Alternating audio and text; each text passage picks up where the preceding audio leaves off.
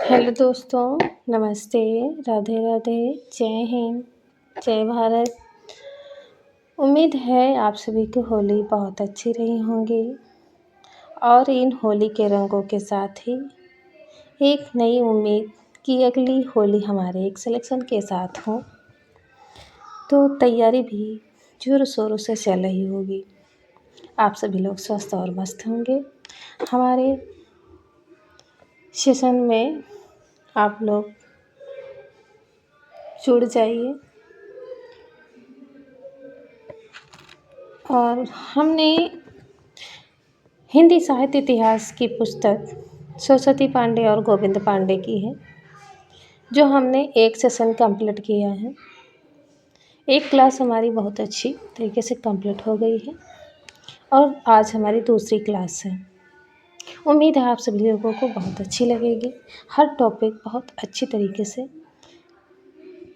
मैंने पढ़ा और पढ़ाया है और ये सभी आगामी दिनों में होने वाले परीक्षाओं में बहुत महत्वपूर्ण है।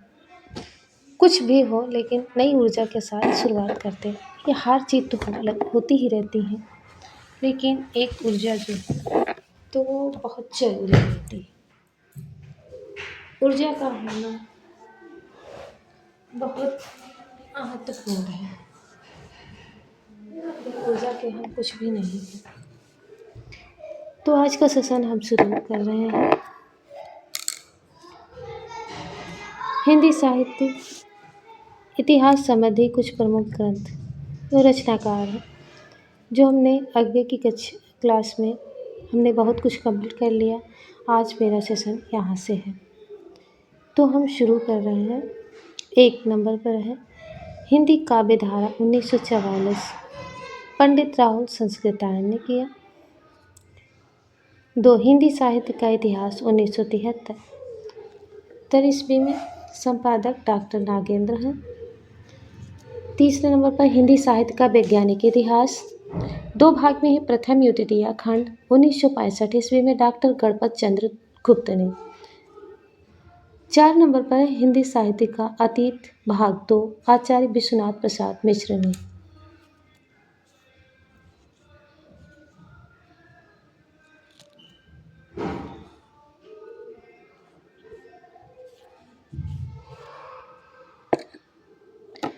पाँच नंबर है हिंदी साहित्य और संवेदना का विकास 1986 में, डॉक्टर रामस्वरूप चतुर्वेदी हैं। 6 नंबर है हिंदी साहित्य का इतिहास दर्शन, डॉक्टर नलिनी विलोचन शर्मा।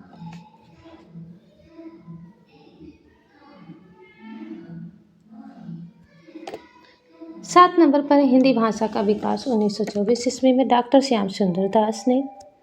8 नंबर है हिंदी भाषा का साहित्य 1930 ईस्वी में, डॉक्टर श्याम सुंदर दास ने। 9 नंबर है हिंदी गोविंद रत्नमाला 2 भाग है। प्रथम 1909 में, तृतीया 1914 में प्रकाशित हुआ, डॉक्टर श्याम सुंदर दास ने किया। 10 नंबर है राजस्थानी भाषा और साहित्य, डॉक्टर मोतीलाल मनेरिया हैं। 11 नंबर का राजस्थानी पिंगल साहित्य, डॉक्टर मोतीलाल मनेरिया।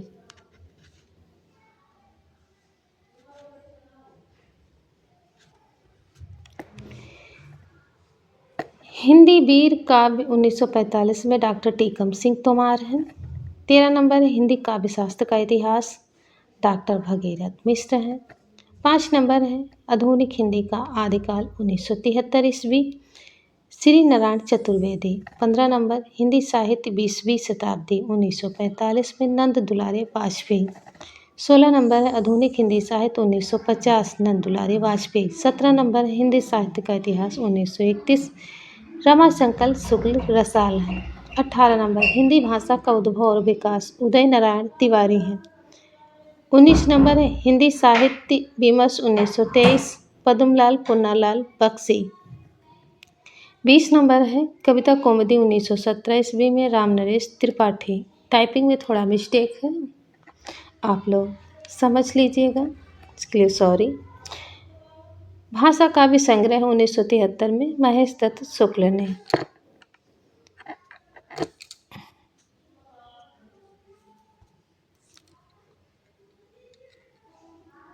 महे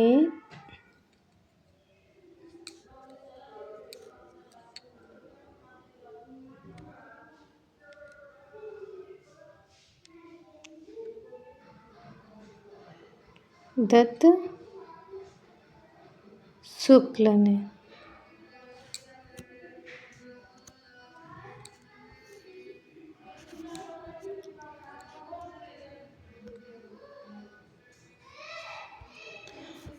फिर 22 नंबर पर हिंदी साहित्य का विवेचनात्मक इतिहास 1930 सूर्यकांत शास्त्री हैं। 23 नंबर आधुनिक हिंदी साहित्य का इतिहास 1934 ईस्वी में कृष्ण शंकर शुक्ल। 24 नंबर हिंदी मॉडर्न लिटरेचर 1939 में डॉक्टर इंद्रनाथ मदान है। 25 नंबर है खड़ी बोली हिंदी साहित्य का इतिहास ब्रजरत्न दास 1941। 26 नंबर है आधुनिक हिंदी साहित्य 1941 ईस्वी में लक्ष्मी सागर वैष्णोई।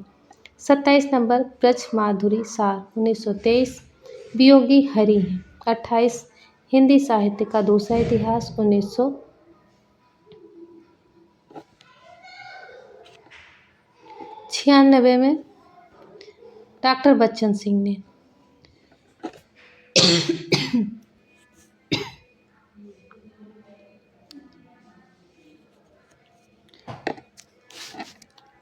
हिंदी साहित्य का आधा इतिहास 2003 में सुमन राजे। हिंदी साहित्य का मौखिक इतिहास नीलम। हिंदी साहित्य का ओझल नारी इतिहास 2013 नीरजा माधव।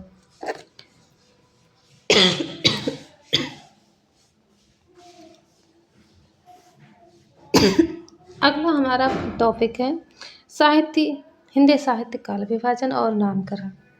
डॉक्टर गियर्सन का काल विभाजन। इन्होंने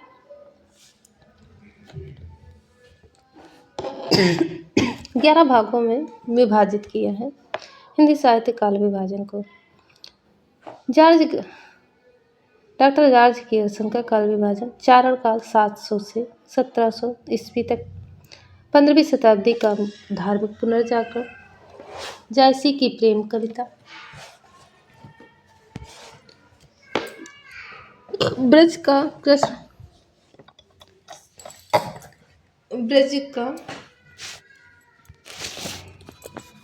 अभी 1 मिनट।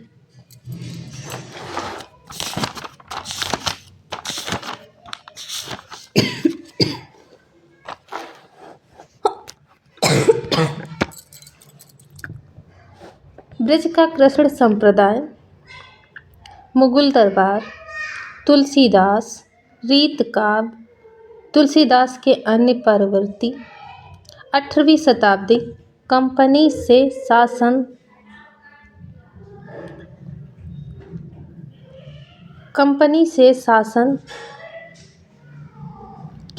में हिंदुस्तान।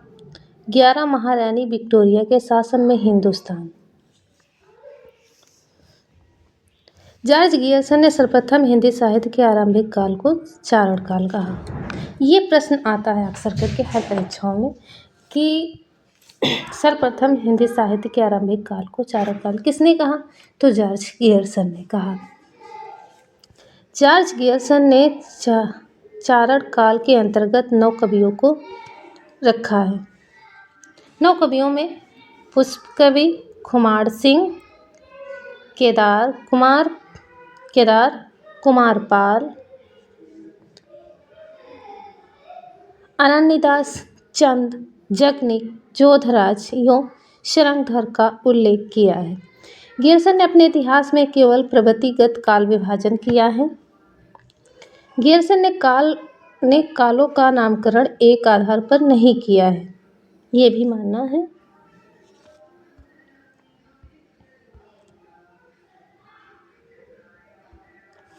मिस्र बंधुओं का काल विभाजन। तो मिस्र बंधुओं ने काल विभाजन किया है। आरंभिक काल को 2 भागों में बांटा है। आरंभिक काल, पूर्व प्रारंभिक काल कुछ 700 से 1343 ईस्वी माना है। उत्तर माध्यमिक काल 1344 से 1444 माना है। माध्यमिक काल को पूर्व माध्यमिक काल 1445 से 1560 तक। प्रौढ़ माध्यमिक काल को 1561 से 1680 तक माना। अलंकृत काल को भी 2 कालों में बांटा है।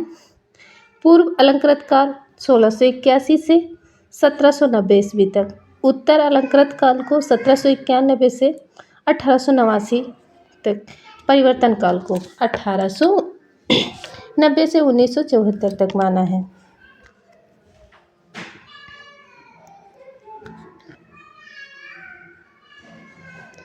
हिंदी साहित्य काल विभाजन और नामकरण। तो वर्तमान काल 1926 से अब तक की रहा है।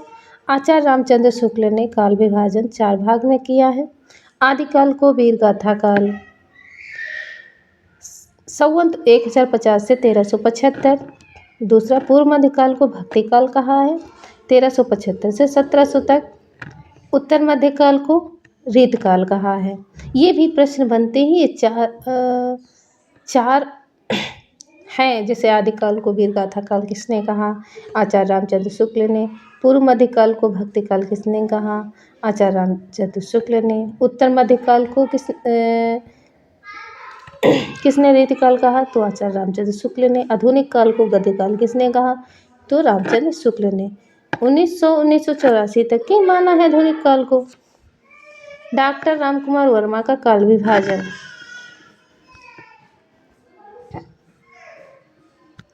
डॉक्टर रामकुमार वर्मा का काल विभाजन 5 भागों में किया है। संधि काल को 750 संवत 750 से 1000 तक माना है। चारण काल को 1000 संवत 1000 से 1375 तक। भक्ति काल 1300 संवत 1375 से 1700। रीतिकाल 1700 संवत 1700 से 1900। आधुनिक काल संवत 1900 से अब तक। इसी प्रकार गणपति चंद्र गुप्त ने भी बांटा है, काल विभाजन किया है। आदिकाल को उन्होंने 1184 से 1350 तक माना है। पूर्व मध्यकाल को 1350 से 1600 ईस्वी तक माना। उत्तर मध्यकाल को 1600 से 1857 तक माना। आधुनिक काल 1857 से अब तक माना है।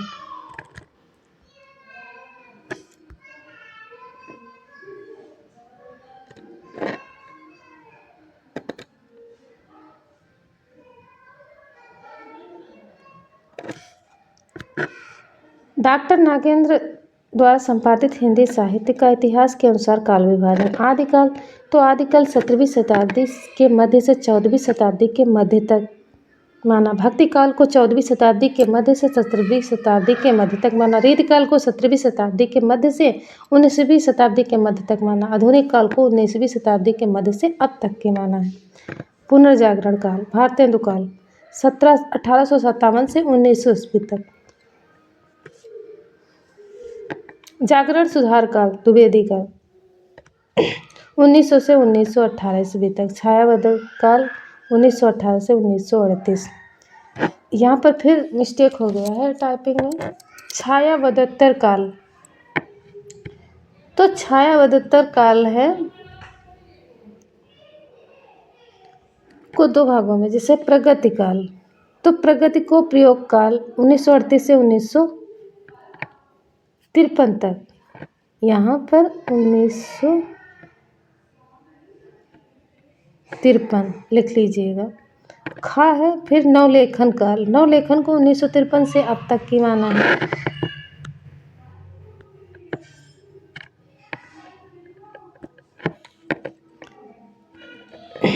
डॉक्टर बच्चन सिंह का काल विभाजन है। अपभ्रंश काल, भक्ति काल 1400 से 1650। रीति काल 1650 से 1857। आधुनिक काल को 1857 से अब तक। आदिकाल का नामकरण चारण काल जार्ज किया गया। मैंने आदिकाल के नामकरण जो है तो यहीं से प्रक्रिया शुरू हो जाती है, हिंदी साहित्य इतिहास लेखन से ही। और इसके बाद आगे आदिकाल का टॉपिक हो गए। तो यहाँ पर ये चीज़ दी गई है कि जैसे आदिकाल को किस कवि ने क्या नाम दिया।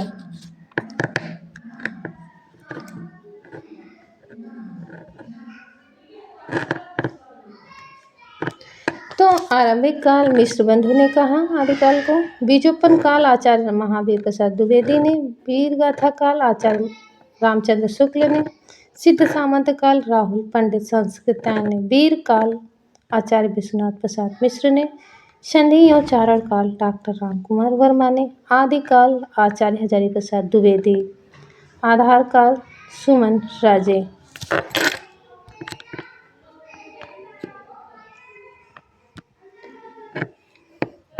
रीतिकाल का भी नामकरण यहीं पर शुरू हो जाता है। रीतिकाल का नामकरण भी रीतिकाल विचार कियर्सन ने कहा। अलंकृत काल विश्वबंधु ने कहा। रीतिकाल आचार्य रामचंद्र शुक्ल ने। श्रृंगार काल आचार्य विश्वनाथ प्रसाद मिश्र ने। कला काल रमाशंकर शुक्ल रसाल ने।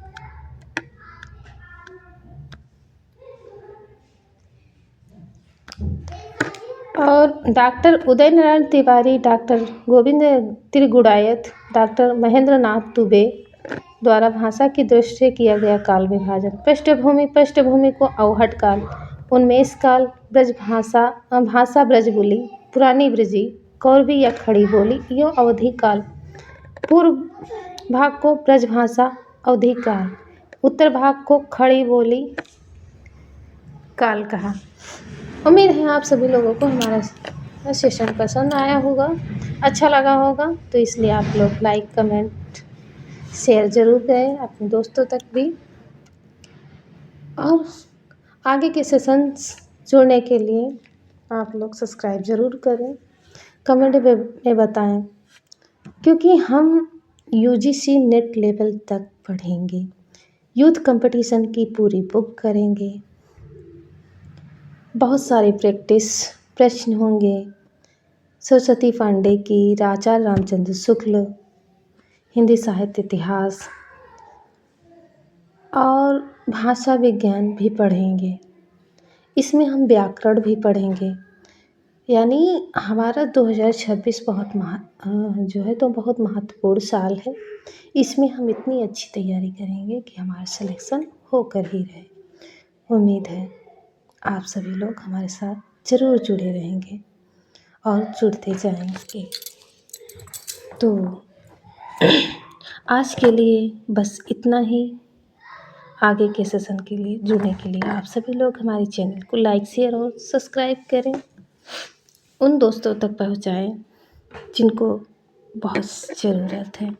हमने कोई इधर उधर से नहीं, बल्कि अपनी ऑथेंटिक किताबों को, क्योंकि बहुत सारे लोग ऐसे हैं कि भाग दौड़ के चलते किताबों से दूर होते जाते, उनको इतना टाइम नहीं मिलता। तो हो सकता है इसे ऑडियो वीडियो में सुन सकते हैं, एक दो बार सुनेंगे तो लेक्चर्स हो ही जाएगा। Thank you. जय हिंद, जय भारत, जय हिंद, राधे राधे।